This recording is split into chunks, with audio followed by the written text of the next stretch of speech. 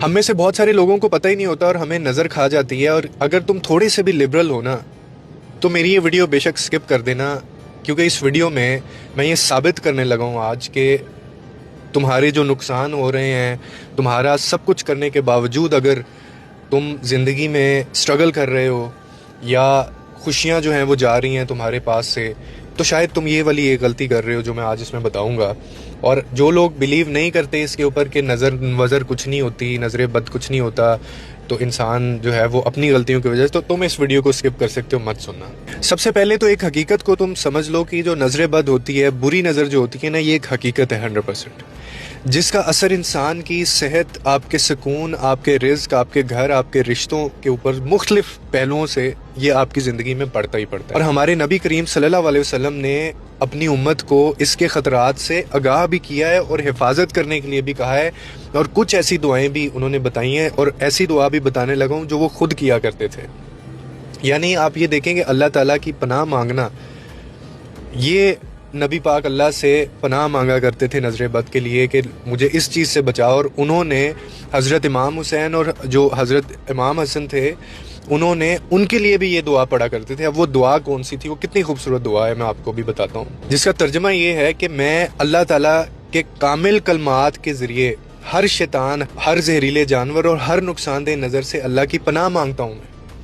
और यही दुआ हज़रत इब्राहीम अलैहिस्सलाम जो थे ना, वो अपने बेटों के लिए भी वो ये पढ़ा करते थे, मांगा करते थे। जो इस्माइल और इसहाक अलैहिस्सलाम जो थे, उनके लिए भी वो ये पढ़ते थे। यानी इसमें आप देखें, लोगों क्यों कहा गया कि जब किसी चीज़ को देखो तो माशाल्लाह कह देना, ये बहुत बड़ी बात होती है।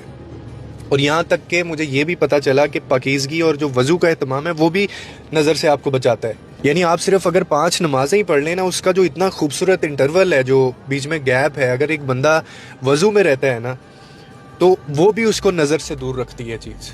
जो नमाज पढ़ते हैं 5 और वो पूरा दिन वो वज़ू में रहते हैं, तो ये भी एक शील्ड है, ये एक कवर है उन लोगों के लिए जिनको ये इन ख़तरात का सामना करना पड़ता है। क्यों हमें कहा गया नमाज सिर्फ मतलब सज़ा, जज़ा और सवाब के लिए नहीं बनाई गई है, इसके साइकोलॉजिकल इम्पैक्ट्स हैं आपकी ज़िंदगी के ऊपर।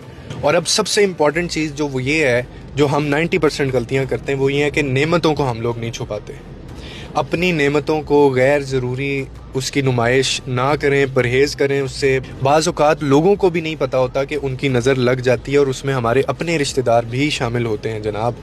इसीलिए बेहतर है कि अल्लाह ताला की दी हुई नेमतों को छुपाया जाए और सिर्फ़ उनके करीब वालों के सामने उनको बांटा जाए, यानी वो लोग जो आपके खैर ख्वाह हैं, जो आपसे जलते नहीं हैं।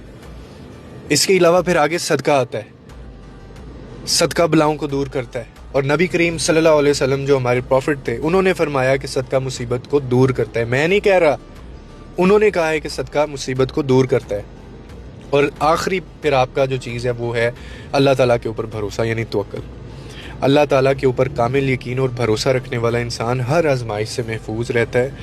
और अगर आप ये सारी चीज़ें कर रहे हैं जो मैंने आपको बताई हैं, मतलब आप अगर आपका ये कॉन्सेप्ट है ना कि नहीं जी नज़र वज़र कुछ नहीं होता। मैंने एक सेशन लिया, एक ऐसा इंसान जो कि अपनी ज़िंदगी के पीक पे के ऊपर था, उसने मुझे अपनी 2 से 3 साल की लाइफ की स्ट्रगल बताई, जिसमें उसने कोई गलती नहीं की, वो वही कर रहा था जो शुरू से वो करता आ रहा था, लेकिन वो बंदा आसमान से ज़मीन पे वो आ गया।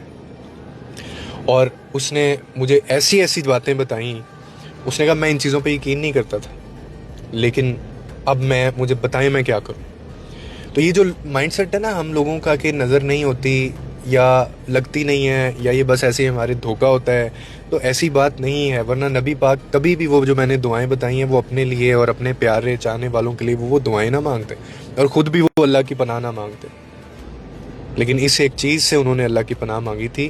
तो इसीलिए हमें चाहिए कि हम इस चीज़ को अपनी ज़िंदगी में इस तरह से बनाएं, इस तरह से करें कि छुपाएं हम चीज़ों को, सिर्फ उनके सामने लेके आएँ जो आपके खैर ख्वाह हैं।